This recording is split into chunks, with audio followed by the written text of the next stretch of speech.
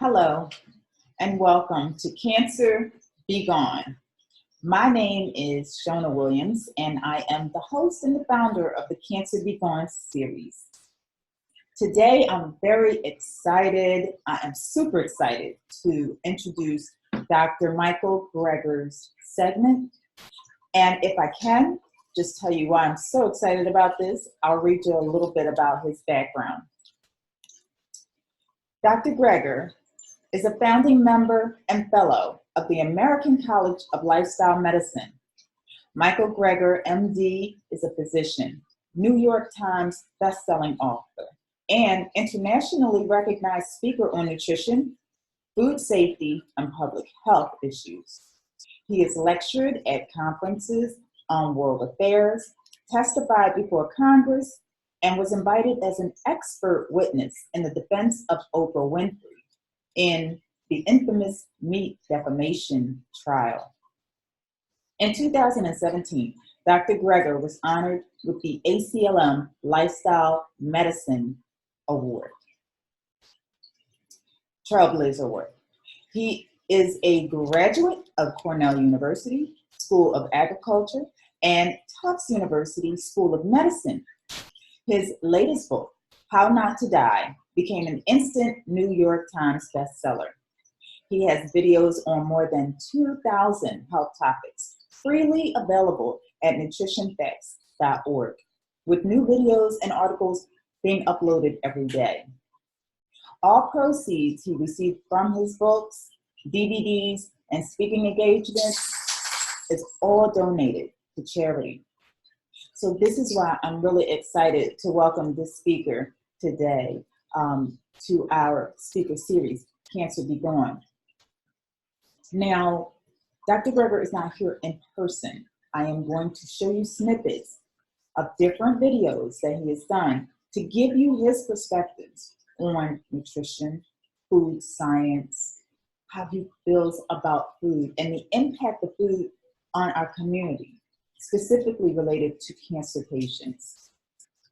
So this is a really important segment that I'd really like you to pay extra attention to.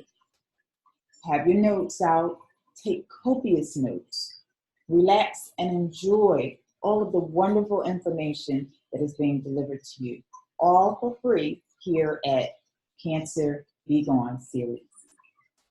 Thank you so much. And here is Dr. Greger. You know, doctors want to help people, and the only reason that they don't have these tools in their medical toolbox, they're just not aware of the power that diet can have on preventing, arresting, and reversing about 80% of the disease people see in primary care.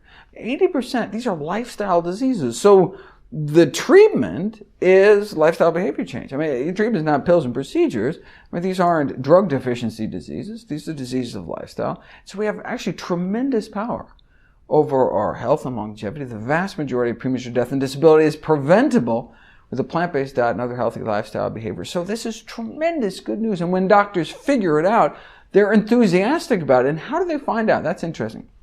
So right now we're at an international clinical nutrition conference for physicians, and if you go out there and ask, how did they come to this? Like, because they probably didn't get it in medical school, right? Because big pharma controls much of medical education and practice. I mean, you can ask your doctor when's the last time they were taken out to dinner by Big Broccoli. It's probably been a while, right? I mean, this is just how we get our information, both in medical school, postgraduate medical education, continuing medical education. It's all, most of it's drug industry sponsored. So of course we're going to hear about drugs. We're not going to hear about nutrition.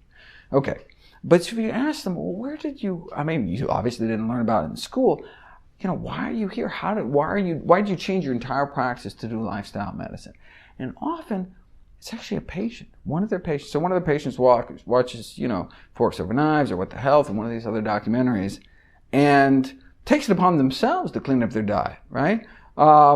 Just like, getting a, smoking cessation message. They say, I'm going to quit smoking. So they don't even tell their doctor. All of a sudden they see their doctor 6 months later for whatever. a blood pressure check or something, and all of a sudden they've lost so much weight and they feel better, their blood pressure's down. In fact, the blood pressure may actually be too low if they continue to take pills, and all of a sudden you're treating the cause, and they don't have high blood pressure anymore. It can be dangerous. Drop their blood pressure is too low. So the doctor has to wean people off these drugs. They go back to the doctor and say, wow, what's happening? You don't need these drugs anymore. Cholesterol is fine. Let's wean you off these drugs, or not put you on these drugs, or cancel the surgery. What did you do? And the patient was like, oh, no, I saw this documentary, I read this book, or I saw this website and heard about this, and tried it, and it worked for me. And that's really the convert. And so it's ironic. So I talk to these doctors, right? And it's like, basically that's an anecdote. It's like the lowest form of evidence that we have, yet that's what does it, because they have a personal relationship. We're like social creatures. And when someone family you follow for years, all of a sudden they've been obese all their life, they've been, had all these chronic health problems, diabetic, whatever, and all of a sudden they're better. And people with chronic disease aren't supposed to get better, right? Basically, you get worse, worse, worse, and you die. That's kind of the traditional trajectory for most people with chronic disease. All of a sudden, someone's getting better. What are they doing? And so I say, wait a second. There's been this mountain of evidence published for decades. I can show you 1,000 studies that support this. But somehow, the stack of studies doesn't quite, we aren't rational creatures, right? People just don't, aren't thinking that way. And it's that personal story that actually turns them, and they do this. And that just so frustrates me, because I've been telling you about the science forever, and it's this one person that all of a sudden comes along. I mean, what about a randomized controlled trial where we have hundreds of people? I mean, that should be much more convincing than one person, right? But on the page is numbers. Right? It's graphs, right? So what does it mean that X many percentage of people stopped taking, was able to stop taking insulin for their type 2 diabetes or something like that? So each one of those is a human story. Each one of those is someone who's not going to get their leg amputated, not going to go blind, not going to go on dialysis. I mean, that's really, but I don't think people don't read, they don't make that connection. But when I read papers, that's what I see. I see the human lives that are affected by these remarkable interventions, and I'm just trying to get this information out there as much as I can. Okay, I just briefly want to talk about the What the Health criticisms. What do you think of them? What criticisms specifically? Well, a couple of blogs, for example, have written that the film provided a narrow view of the science with cherry-picked studies. How do you, as a medical doctor, refute this? Well, so this charge that, someone's cherry-picking studies. So, for example, like with heart disease, number one killer here in the States, there's only one diet ever been proven to reverse heart disease in the majority of patients, right? And so it's not like we just picked this one study. It's hard to cherry pick when there's only one cherry, right? It's never been shown, right? The only diet that's been shown to, improve mood in these randomized control trials or reverse heart disease. So it's not like, oh, we're not showing all the ones where the low carb diet also reverse heart disease. No, they don't exist. That's what's critical, right? And so it's not cherry picking if there's only one cherry. That's, I think, the most critical point to make to that. And look, you have a study. You have this unicorn study that supposedly shows you put people on bacon and eggs, and in the majority of their heart disease disappears. I will do a video about it that day. Because people need to know that. It doesn't exist, right? So it's not like I'm cherry picking. I'm cherry picking only the science that exists in this universe. What do you say to people like Ben Goldacre, who say it's really, really hard to get good nutrition data just because of the way it's not like with drugs where you can do blinded studies where it's one drug or the other drug and they don't know. Like ideally you'd want to put people on just fruits and veg or meat and processed meat, but you can't do that. There have been randomized controlled trials of diet. You put people on different diets and see what happens. That's what Ornish did in the Lifestyle Heart Trial. You can randomize people to a plant-based diet and have their heart disease go away. What else do you need? Well, that study, for example, included exercise and certain people put on statins. So what I'm trying to say is with diet research, it's not as black and white. In both groups, right? But on one group, they did the lifestyle changes, and the other group, they didn't do the lifestyle changes, right? So, like, the science is in. Now, I mean, what else do you need, right? What was your take on like the mainstream narrative which says the Mediterranean diet is optimal for health? So look, if you ask, so when you go to, one of these big mainstream medical conferences like TEDMed or something, you talk to people, look, they should know. They're smart people, right? Usually heads of departments. And I say, what's your take on the Ornish, body of work, right? Which is decades old now. And no one questions the veracity, the rigor of those scientific trials. They say, oh, patients aren't going to do it. Oh, yeah, I know. Yeah, we can reverse RC. Yeah, my patients won't do it. I can't even get my patients stuff. Smoking, they're never going to do it. I'm not even going to bring it up. What a patronizing attitude. That's not your decision to make. You're making the decision for your patients that they're too weak, they're too whatever, they're not going to do it. So I'm not even going to give them the option. So I'm just going to tell them, yeah, open heart surgery, whatever. Not say, oh, well, yeah, there's also this thing where you can eat yummy food and also reverse your disease, right? And part of it is because then the next question is, how do I do it? And they in their state of ignorance, they may not know, may not be able to counsel patients, but they know how to counsel patients on surgery and drugs. I mean, so that the studies aren't questioned. It's the compliance that no one's going to do it. It's easier to take a pill. Yeah, it's easier to take a pill, but the pills don't work as well as right. So it's not just safer and cheaper plant-based diets, but can work better than the best mainstream medicine has to offer. And what can we do to get people in positions of power to take meaningful action? You just have to share the information. You just have to get this information into in front of people. I mean, that's the most important thing. Ignorance. I think many of us in the movement be like, oh, everybody knows that processed meat causes cancer, right? Everybody knows it. The World Health Organization did it. It was in my inbox for weeks because everyone's sending me all these. No, I bet you did a study. I bet you do a public survey. Does bacon cause cancer? Does, lunch meat, deli slices, turkey slices, sausage, does that cause cancer in human beings? Do we know that it causes cancer? What percentage do you think, people? I bet it's low. Look, even if it was 90%, there's only 1% that didn't know, we got our work cut out for it. But I bet it's, 1 in 5, something like that. The majority of people don't know that the IARC, the official body that determines what is and is not carcinogenic, right? So what else do you need? The most prestigious medical body in the world when it comes to cancer says processed meat, category 1 carcinogen. We are as certain that processed meat causes cancer that plutonium causes cancer and asbestos causes cancer and cigarette smoke causes cancer. Done. No scientific debate, right? That's the consensus. So what do? We got to get in people. Why isn't it on everybody's website? Why isn't it everybody, why aren't we telling people about it? Or why do we keep feeding it to kids in school? Like a little carton of milk, a little carton of cigarettes. What? What are we doing, right? It's ignorance. Now, in our little plant-based world, it's like, oh, everybody knows that. And so why aren't they doing it, right? No. Go out into kind of the mainstream. People don't know this. They're not on nutrition websites. They just don't know that they could be harming their children. But why have there not been any or many large randomized control trials, Dr. Greger? It's 2017, Dr. Greger. First of all, who's going to fund them, right? So the reason that drug companies have these huge, they can literally spend billions with a B dollars to do studies because they're going to recoup that cost. The number 1 best-selling drug in human history, Lipitor, right? This cholesterol-lowering statin drug, right? Bringing in tens of billions of dollars. So you can spend $1 billion because you're going to recoup it, right? But you're going to put $1 billion to get people to eat broccoli? Who's going to pay for that study? And so there's a problem with paying. Now, my answer is we should crowdfund studies. I think it'd be great. Someone comes up with a good study design and says, look, okay, I want to take, metastatic breast cancer patients, right? I want to randomize them, one plant-based diet and the other, some other kind of diet or whatever, right? And just see who has improved survival. Who has lower recurrence rates? Why isn't that study being done?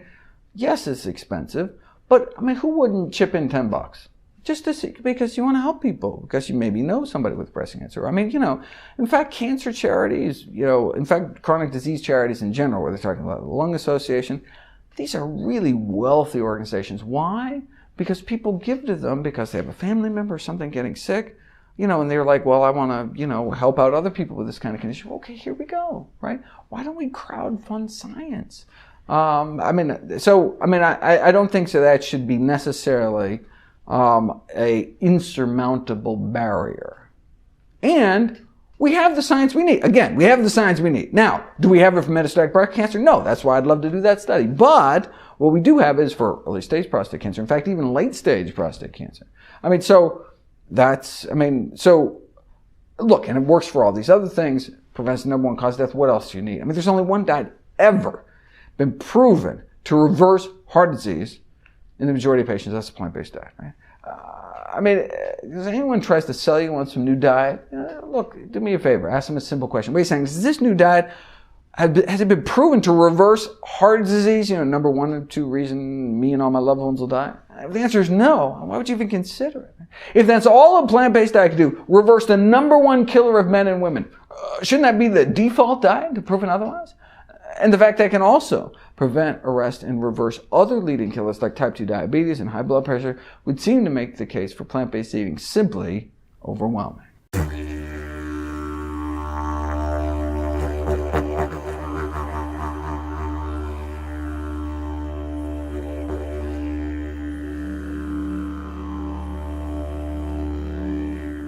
On a personal note,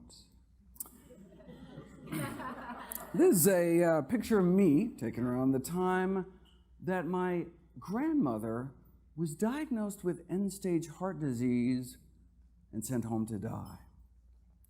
She already had so many bypass surgeries, basically run out of plumbing, confined in a wheelchair, crushing chest pain. Her life was over at age 65.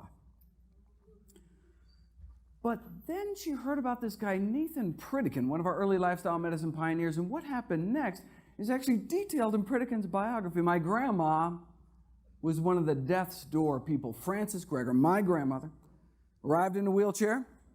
Mrs. Greger had heart disease, angina, claudication. Her condition so bad, she could no longer walk without great pain in her chest and legs. Within 3 weeks, though, she was not only out of her wheelchair, she was walking 10 miles a day. Here's a picture of my grandma at her grandson's wedding, 15 years after doctors had abandoned her to die. She was given a medical death sentence at age 65, but thanks to a healthy diet, was able to enjoy another 31 years on this planet till age 96 to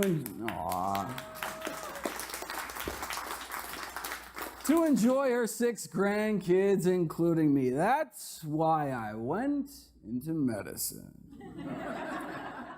So years later, when Dr. Dean Ornish published his landmark lifestyle heart trial proving with something called quantitative angiography that indeed heart disease could be reversed, arteries opened up without drugs, without surgery, just a plant-based diet and lifestyle program, I assumed this was going to be the game changer.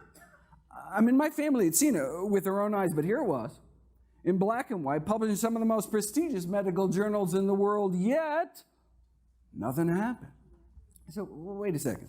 If effectively the cure to our number 1 killer could get lost down some rabbit hole and ignored, what else might there be in the medical literature that could help my patients, but just didn't have a corporate budget driving its promotion? Well, I made it my life's mission to find out. For those of you who aren't familiar with my work, every year I read through every issue of every English language nutrition journal in the world. So busy folks like you don't have to.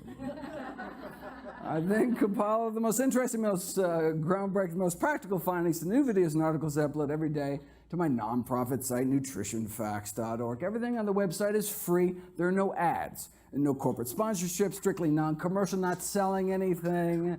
Just put it up as a public service, as a labor of love, as a tribute to my grandmother. New videos and articles every day on the latest in evidence-based nutrition. What a concept. So where did Pritikin get his evidence from? Well, a network of missionary hospitals set up throughout sub-Saharan Africa uncovered what may be one of the most important medical advances According to one of our most preeminent medical figures of the last century, Dr. Dennis Burkitt, the fact that many of our major and commonest diseases were universally rare, like heart disease. In the African population of Uganda, for example, coronary artery disease was almost non-existent. Wait a second, our number one killer, almost non-existent, what were they eating? Well, they're eating lots of vegetables and grains and greens, and their protein almost entirely from plant sources, and they had the cholesterol levels to prove it, very similar to what one sees in kind of modern day plant eaters. You say, wait a second, maybe they were just all dying early, never lived long enough to get heart disease. No, here's age-matched heart attack rates in Uganda versus St. Louis. Out of 632 autopsies in Uganda, only one myocardial infarction. Out of 632 age and gender matched autopsies in Missouri, 136 myocardial infarctions, more than 100 times the rate of our leading killer. In fact, they were so blown away, went back, did another 800 autopsies in Uganda, still just had one small healed infarct. I mean, it wasn't even the cause of death. Out of 1,427 patients, less than 1 in 1,000, whereas here, our disease is an epidemic. Atherosclerosis.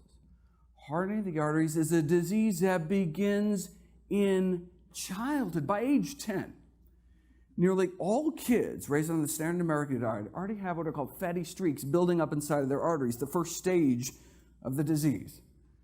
These streaks then turn into plaques in our 20s, get worse in our 30s, and then can start killing us off.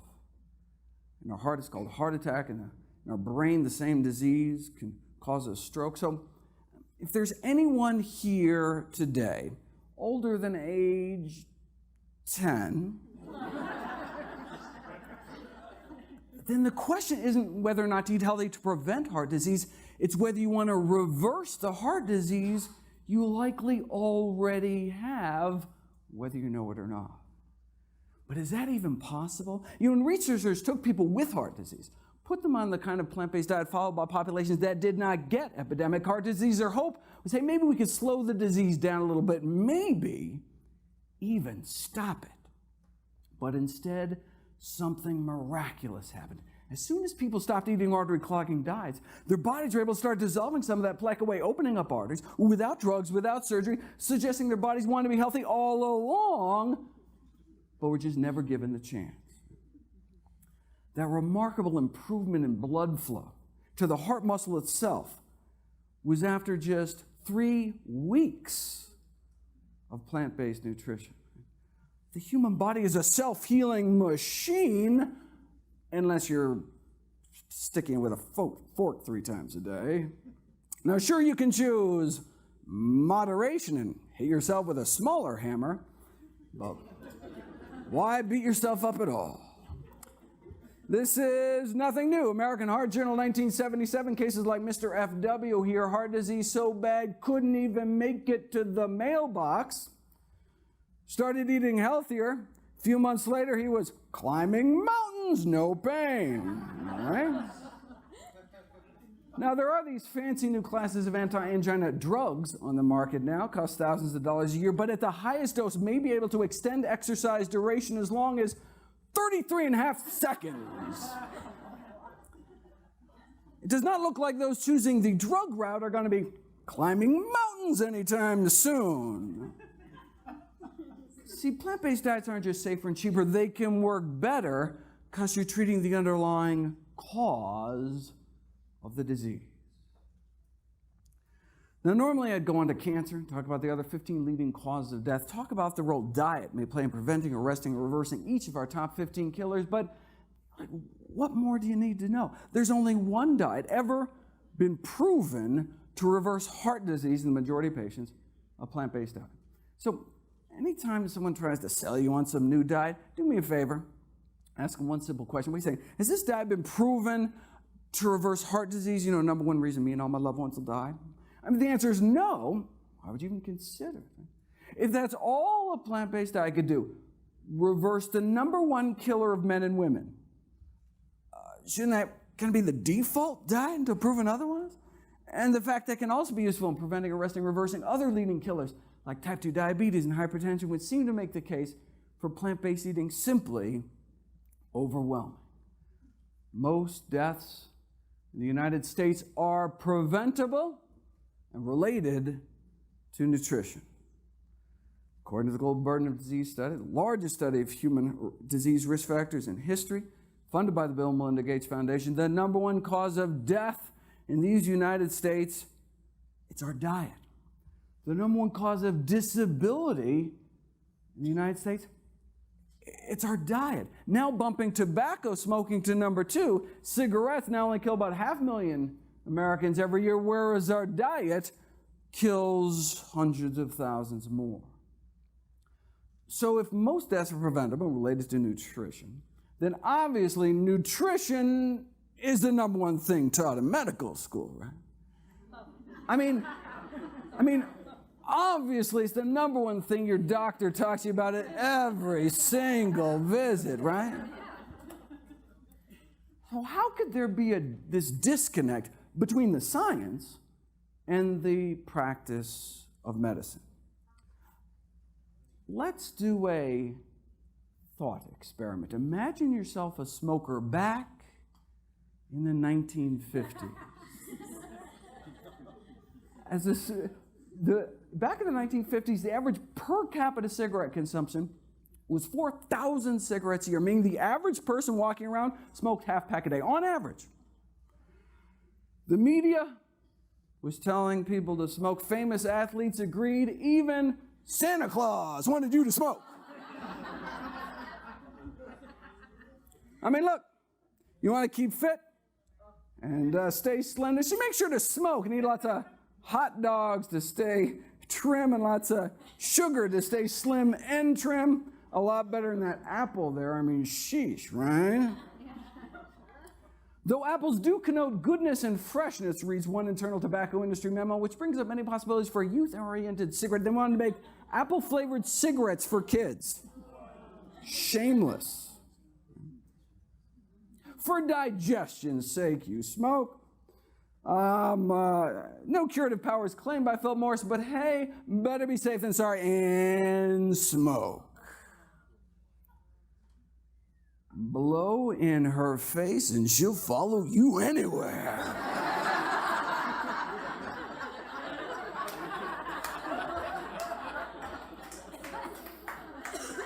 No woman ever says no, they're so round, so firm, so fully packed. After all, John Wayne smoked them until he got lung cancer and died. You know, back then, even the paleo folks were smoking. And so were the doctors. Now, this is not to say there wasn't controversy within the medical profession. Sure, you know, some doctors smoke Camels, but others preferred Lucky, so there was a little disagreement there. The leader of the U.S. Senate agreed. Who would want to give their throat a vacation? Not a single case of throat irritation. How could there be when cigarettes are just as pure as the water you drink? Maybe up in Flint, Michigan. But don't worry, if you do get irritated, your doctor can just write you a prescription for cigarettes. This is in the Journal of the American Medical Association.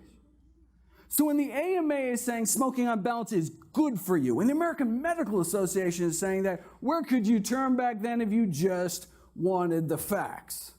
What's the new data advanced by science? Well, she was too tired for fun, and then she smoked a Camel.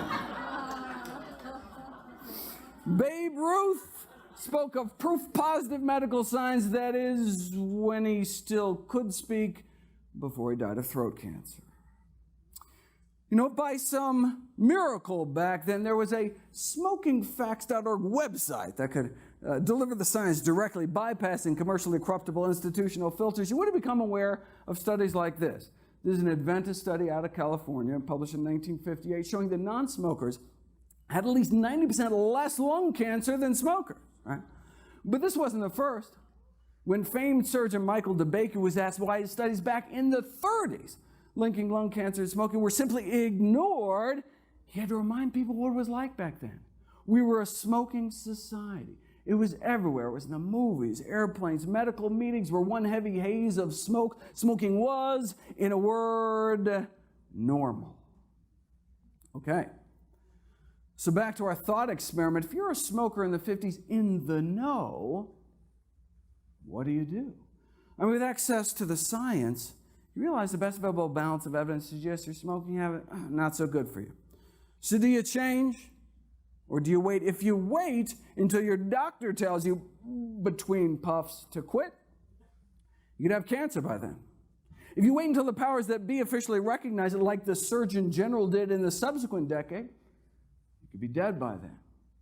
It took more than 7,000 studies and the deaths of countless smokers before the first Surgeon General's report against smoking came out. You'd think maybe after the first 6,000 studies could give people a little heads up or something. Powerful industry.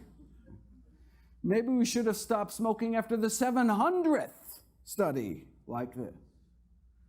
As a smoker in the 50s, on one hand, you had all of society, the government, the medical profession itself telling you to smoke. And on the other hand, all you had was the science. If you're even aware of studies like this. All right, well, let's fast forward 55 years. You know, there's a new Adventist study out of California warning Americans about something else they may be putting in their mouths. Of course, it's not just one study, put all the studies together. Mortality from all causes put together, many of our dreaded diseases significantly lower among those eating more plant-based diets. So, instead of someone going along with America's smoking habits in the 50s, imagine you or someone you know going along with America's eating habits today. What do you do? I mean, with access to the science, you realize the best available balance of evidence suggests your eating habits are not so good for you. So do you change? Or do you wait? If you wait until your doctor tells you between bites to change, it could be too late. In fact, even after the Surgeon General's report came out, the American Medical Association went on record refusing to endorse it. Why? Could it have been because they were just handed a $10 million check from the tobacco industry? Maybe. So we know why the tobacco industry was sucking up, why the AMA was sucking up to the tobacco industry. Well, why weren't more individual doctors speaking up? There were a few gallant souls ahead of their time, speaking up against industries killing millions, but why not more? Maybe it's because the majority of physicians themselves smoke cigarettes. Just like the majority of physicians today continue to eat foods that are contributing to our epidemics of dietary disease. What was the AMA's rallying cry back then? Everything in moderation. Extensive scientific studies have proven smoking in moderation, oh, that's fine. Sound familiar? The food industry used the same tobacco industry tactics, twisting the science, misinformation. The same scientists for hire paid to downplay the risks of cigarettes and toxic chemicals are the same paid for by the National Confectioners Association to downplay the risks of candy, and the same paid for by the meat industry to downplay the risks of meat. Whereas animal foods and processed foods may be killing off at least 14 million people every year. So those of us involved in this kind of evidence-based nutrition revolution, we're talking 14 million lives in the balance. Maybe, plant-based nutrition should be considered kind of the nutritional equivalent of quitting smoking. But how long do we have to wait before the CDC says, don't wait for open-heart surgery to start eating healthier as well? Until the system changes, we need to take personal responsibility for our own health, for our family's health. We can't wait until society catches up to the science again, because it's a matter of life and death. A few years ago, Dr. Kim Williams became president of the American College of Cardiology. He was asked in an interview why he himself follows the same diet he recommends to all his patients, a strictly plant-based diet. "I don't mind dying," Dr. Williams replied. "I just don't want it to be my own fault." Thank you.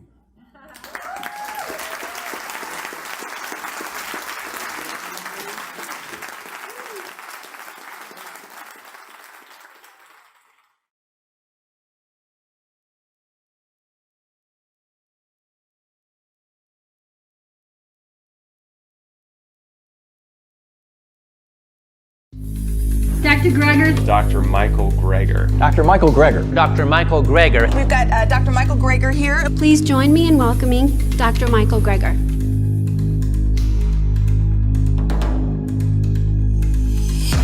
Dr. Greger, welcome to England. I'm happy to be here. Thank you so much. We really, really appreciate it. Let's get straight into it because I know you've not got a huge amount of time. Everyone wants to see you. Tell me a little bit about the progress in the plant-based movement recently. There's been tremendous progress, particularly in the health field. At least that's certainly my perspective. So in the States, there's just been a real surge, a real tipping point in terms of the plant-based nutrition movement. There are now entire conferences. There's an international plant-based nutrition healthcare conference.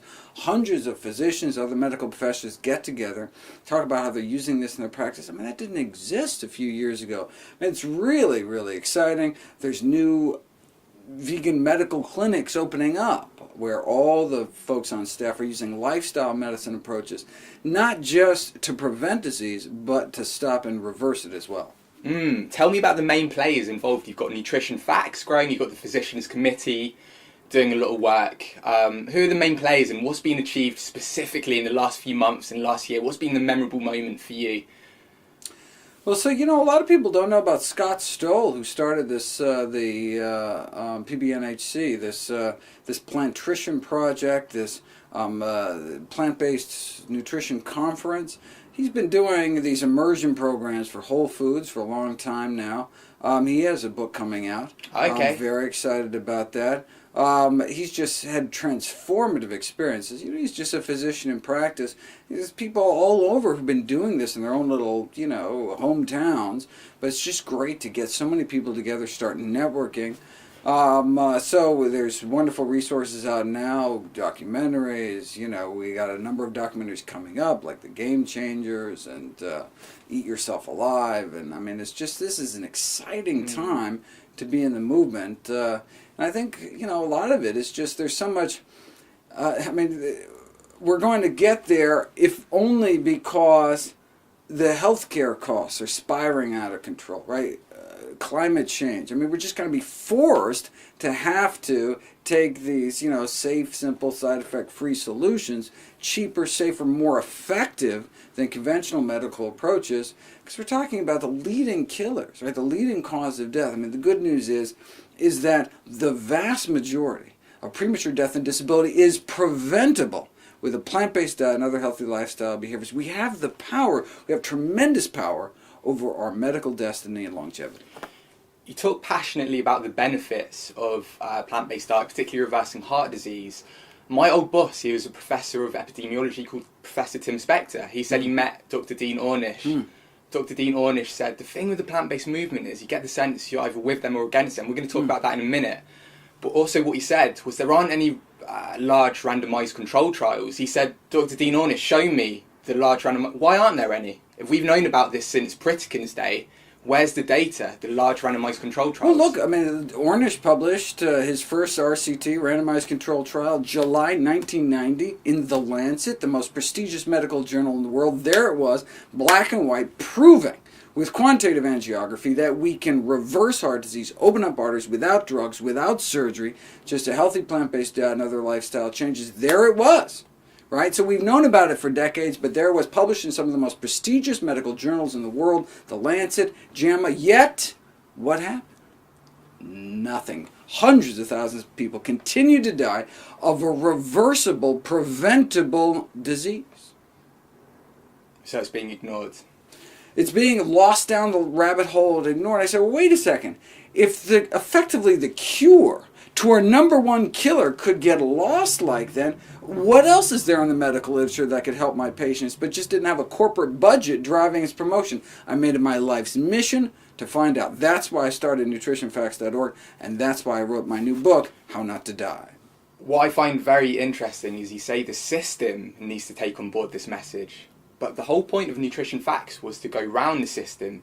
Tell me a little bit about the democratization of information and the role that's played and why that's been good for the movement, I guess.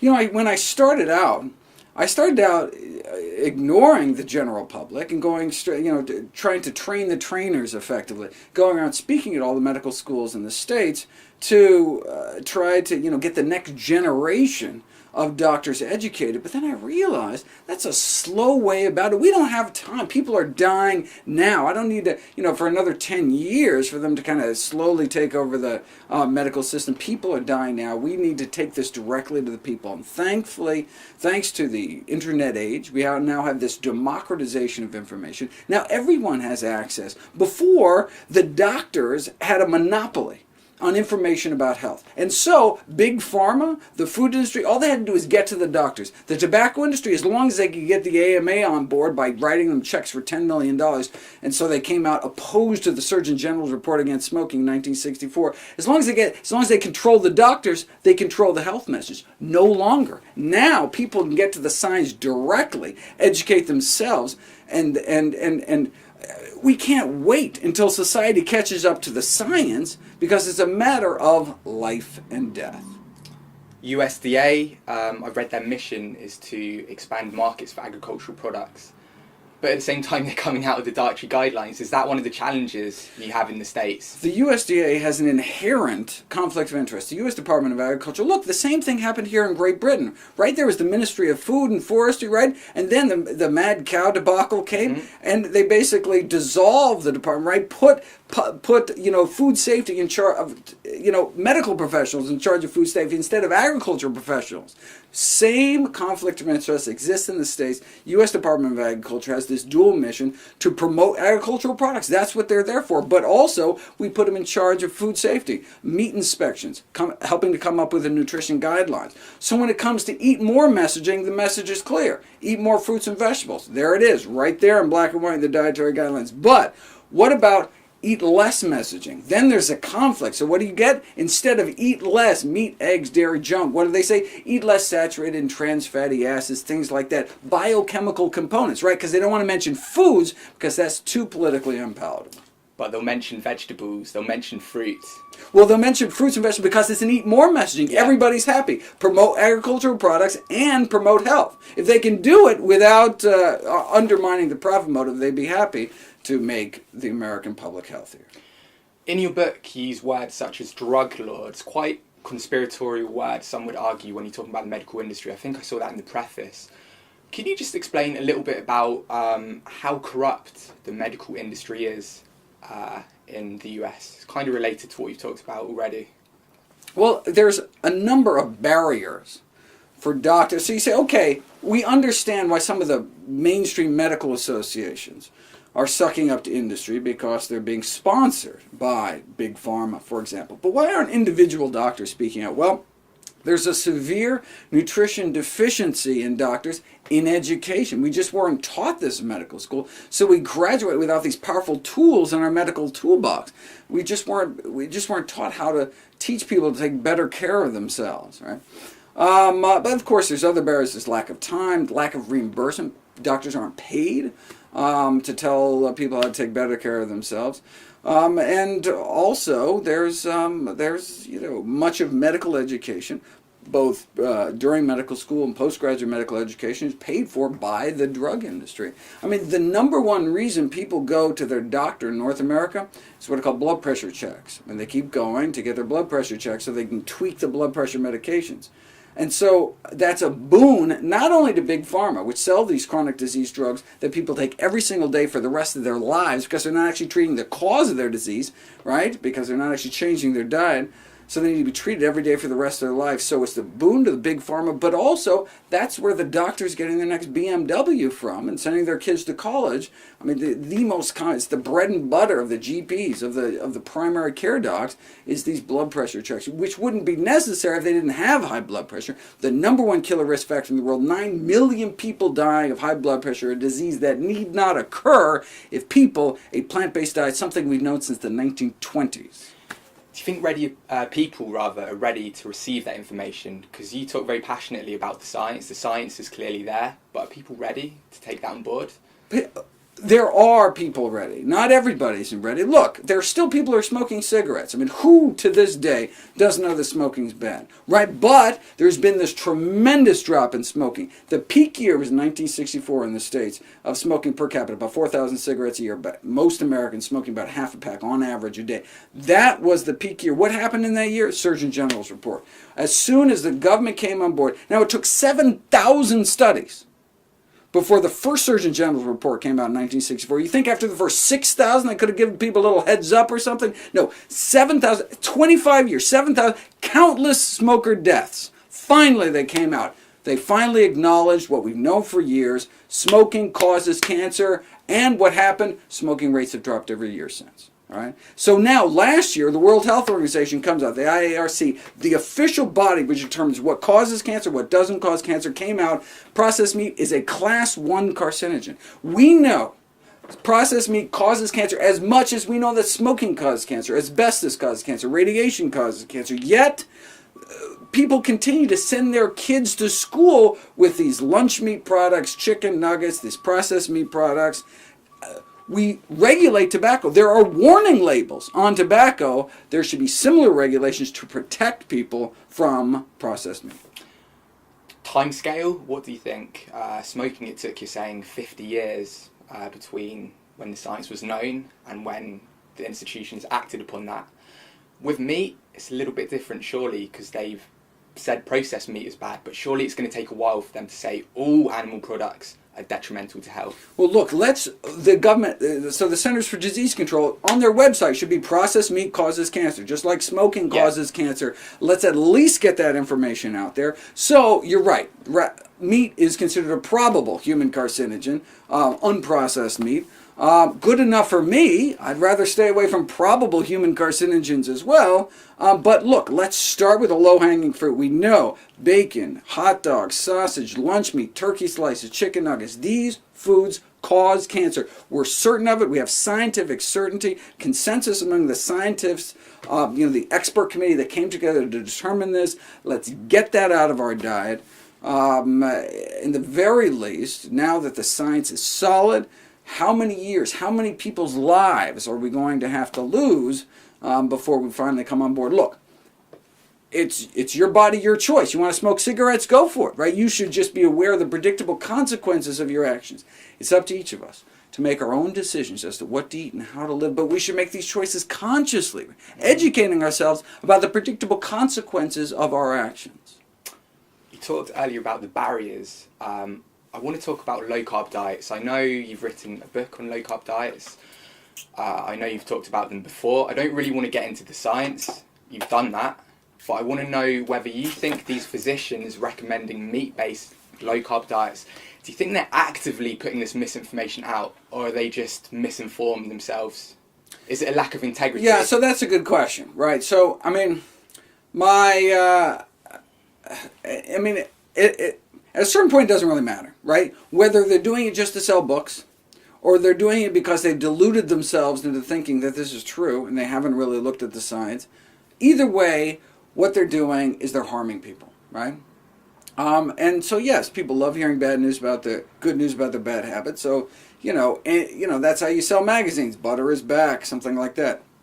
But you're selling the public short. The public deserves and needs to know that there is a consensus among the nutrition scientific community going back decades about the foundations of healthy eating and healthy living, and that is more whole plant foods like more fruits and vegetables, and minimize their intake of animal foods and processed junk.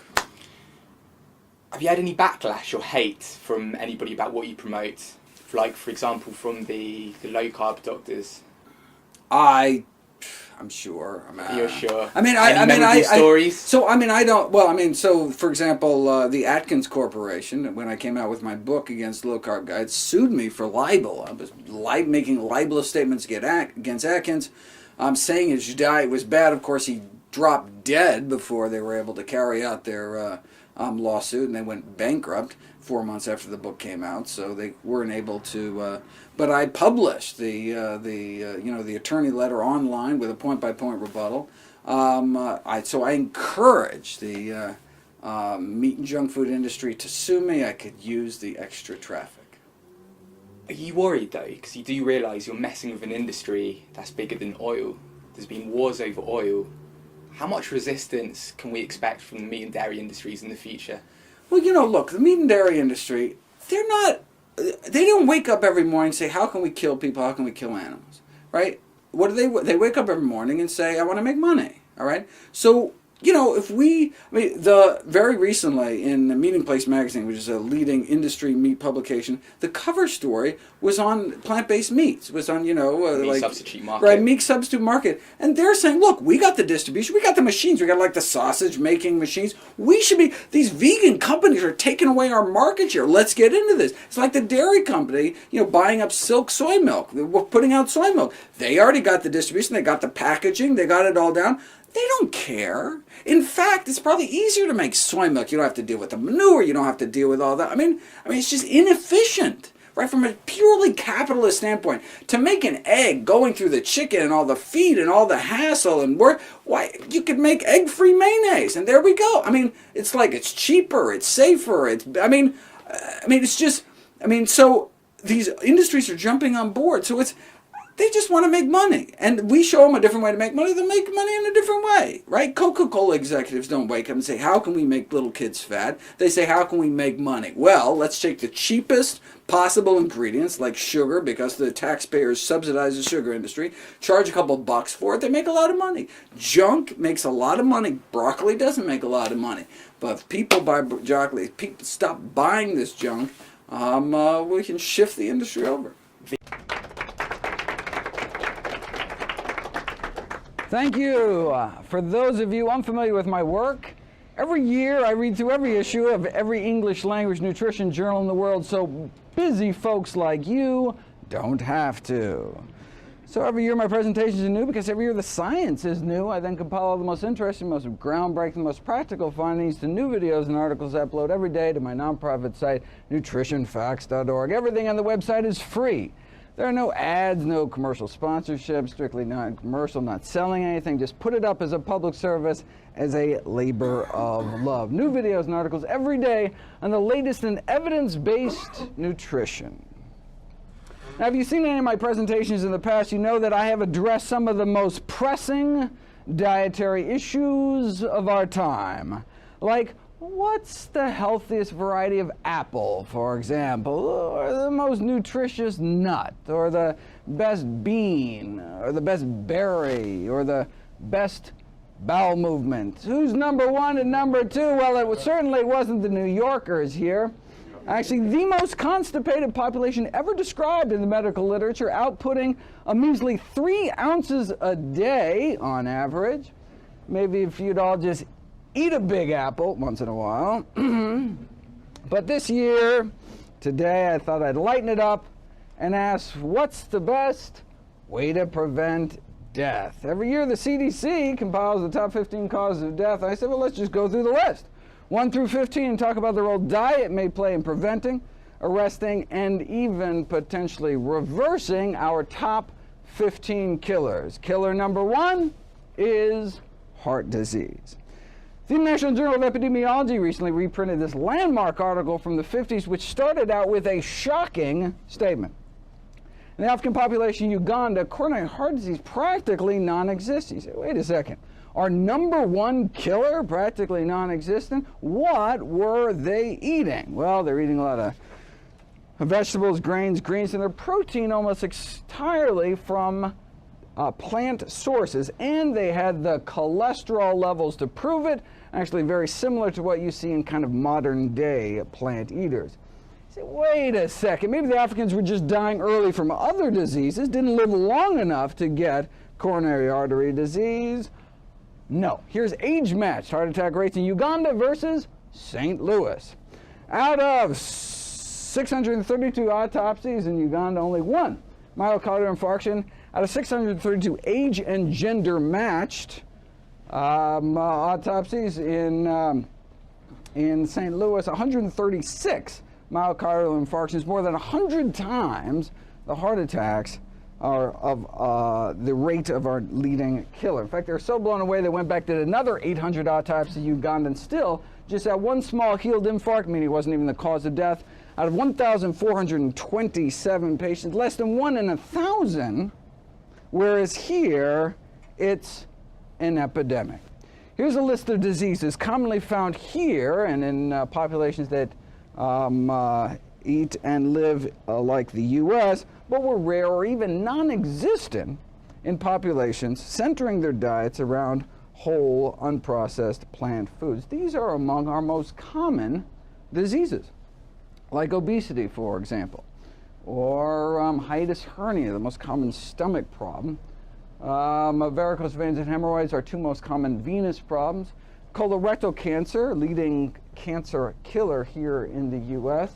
Diverticulosis, the most common disease of the intestines.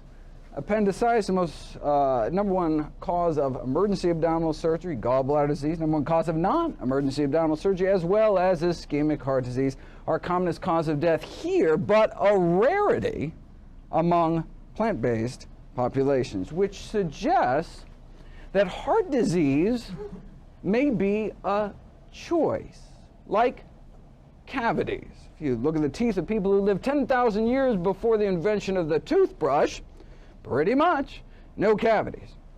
Didn't brush a day in their lives, no flossing, no Listerine, yet no cavities. Why?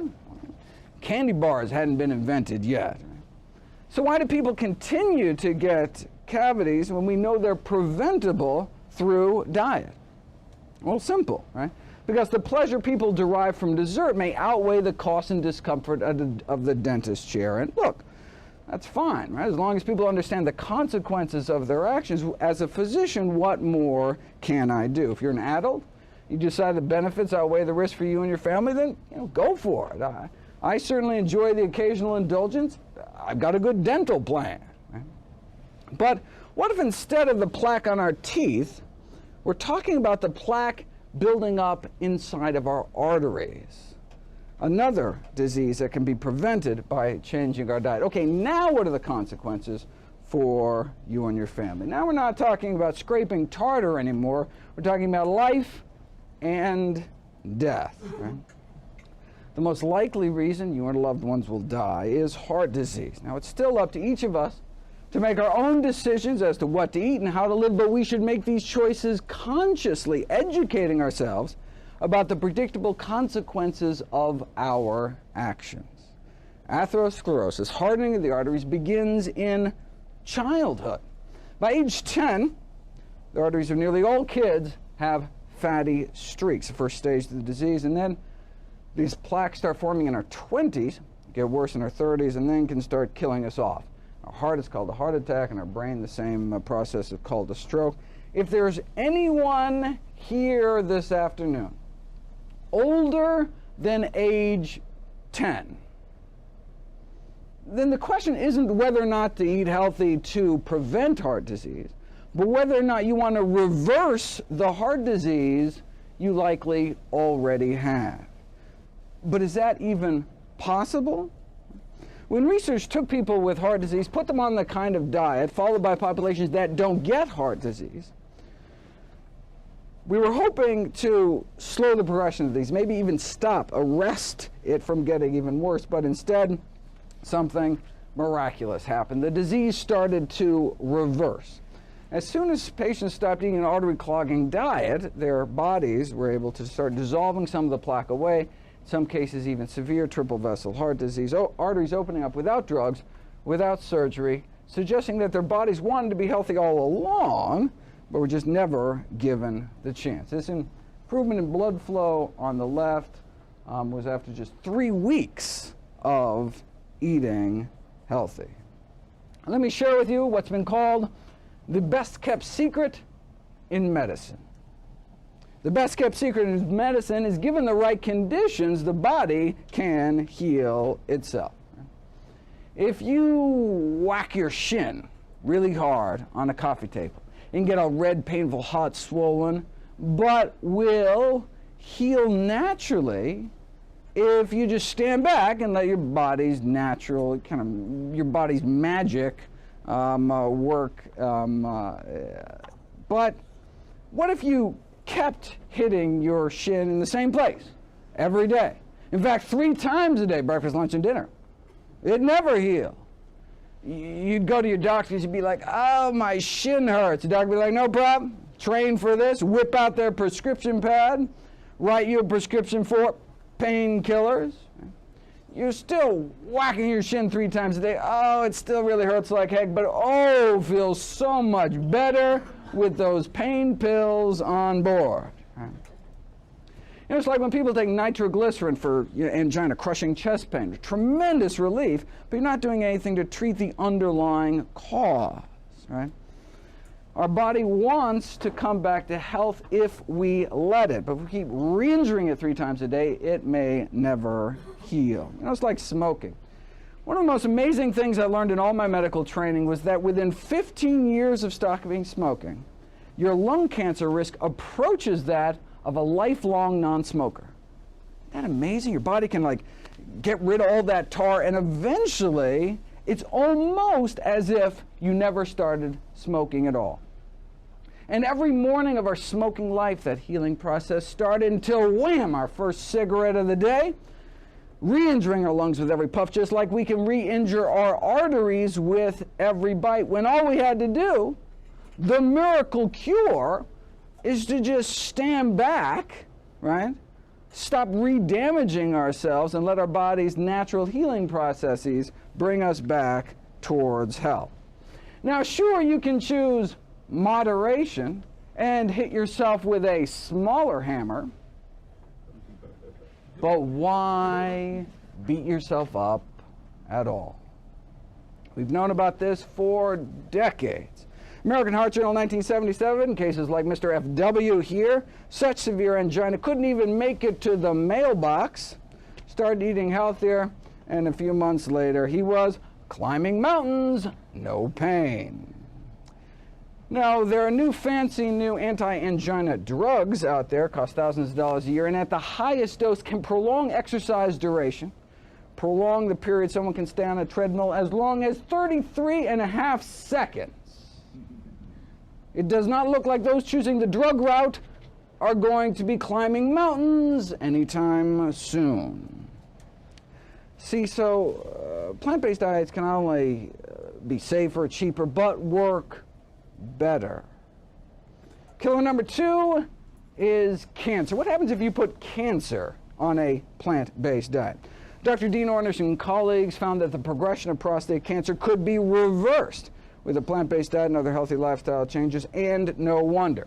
If you drip the blood of those eating the standard American diet onto cancer cells growing in a petri dish, these are human prostate cancer cells, cancer growth rates cut down by about 9%, but put people on a plant-based diet for a year, though, and their blood can do this. The blood circulating throughout the bodies of those eating plant-based diets, nearly 8 times the stopping power when it comes to suppressing cancer growth. Now, this is for prostate cancer, the number 1 cancer killer specific to men. For women, it's breast cancer. So researchers tried duplicating this study with women and breast cancer cells instead. But look, they didn't want to wait a whole year to get the results. So they said, well, let's see what a healthy diet can do after just 2 weeks against 3 different types of human breast cancer. This is the before cancer cell growth powering away at 100%, and then after eating a plant-based diet for 14 days. Here's a kind of the before picture, representative photomicrograph, photograph taken under a microscope. A layer of breast cancer cells, a confluent layer, is laid down in a petri dish, and then blood from women eating the standard American diet is dripped on those cancer cells. And as you can see, even people eating pretty crappy diets have some ability to kind of break down cancer. But after just 2 weeks eating healthy, blood was drawn from the same women, so they acted as their own controls, same women, 2 weeks later, and this is what you're left with. So the same confluent layer, the kind of carpet of cancer is laid down, and just a few cells remain. Before and after just 2 weeks eating healthy, their blood became that much more hostile to cancer. Now, slowing down the growth of cancer is nice. Getting rid of it is even better. This is what's called apoptosis, programmed cell death. Our body's able to kind of reprogram cancer cells, forcing them into early retirement. This is what's called tunnel imaging, measures DNA fragmentation, cell death. So dying cells kind of light up as little white spots. And as you can see, you're not totally defenseless eating the standard American diet. But then you take these same, so her blood can kill off a few, same women 2 weeks later, 14 days of healthy plant-based living, and their blood can do this. It's like you're an entirely different person inside. What kind of blood do we want in our body? What kind of immune system, right? Do we want blood that just kind of rolls over when new cancer cells pop up, or do we want blood circulating to every nook and cranny in our body with the power to slow down and stop it? The same blood now coursing through these women's bodies gained the power to significantly slow down and stop breast cancer cell growth after just 2 weeks.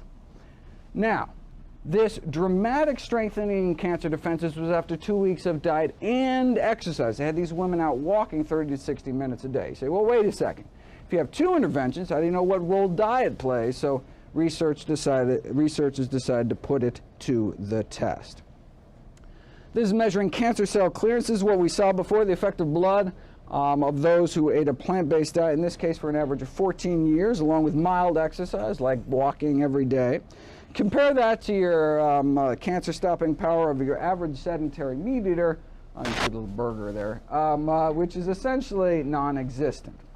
All right, but this middle group, this is the interesting group. 14 years of standard American diet, but 14 years of daily, strenuous, hour-long exercise like calisthenics. They wanted to know if you exercise long enough, if you exercise hard enough, can you rival some strolling plant eaters? And the answer is exercise worked, no question. But literally 5,000 hours in the gym appeared no match for a plant-based diet. So same thing as before, this is that tunnel imaging. Even if you're a couch potato, eating fried potatoes, you are not totally defenseless. You can knock off a few cancer cells. If you exercise strenuously an hour a day, you can knock off cancer cells left and right, but nothing appears to kick more cancer tush than a plant-based diet.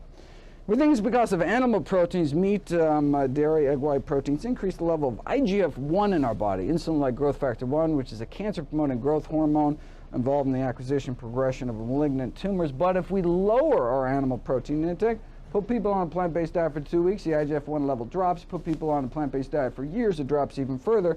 And their levels of IGF-1 binding protein go up.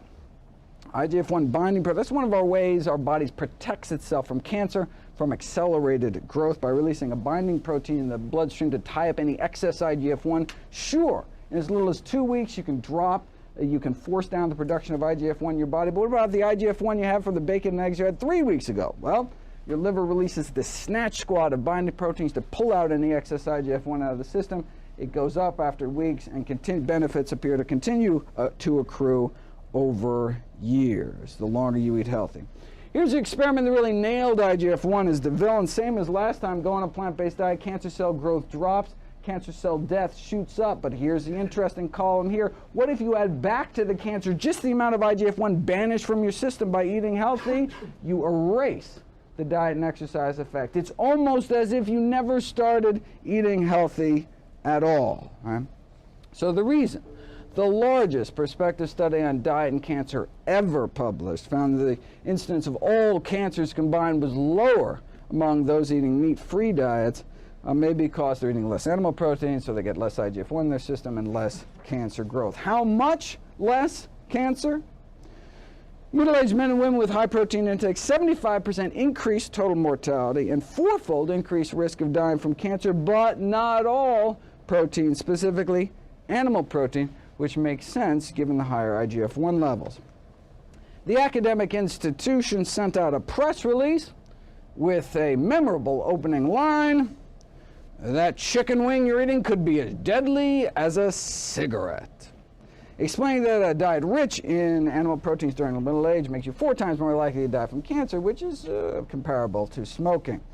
What was the response to this revelation that diets high in meat, eggs, and dairy could be harmful to health as smoking? Well, one nutrition scientist replied that it would be potentially dangerous to compare the effects of smoking with the effects of meat and cheese. Why?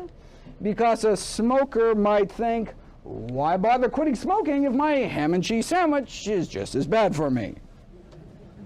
So better not to tell anybody about the whole meat and dairy thing. This reminds me of a famous Philip Morris ad, cigarette ad, that tried to downplay the risks by saying, look, you think secondhand smoke is bad, increasing the risk of lung cancer 19%, drinking 1 or 2 glasses of milk every day, maybe 3 times as bad, 62% increase in risk of lung cancer, or doubling the risk frequently cooking with oil, or tripling the risk of heart disease eating non-vegetarian, or multiplying your risk 6-fold if you eat lots of meat and dairy, more than average. So let's keep some perspective here. The risk of lung cancer maybe from secondhand smoke may be well below the risk reported for other everyday activities. So breathe deep. It's like saying, don't worry about getting stabbed because getting shot's so much worse, right? How about neither? 2 risks don't make a right.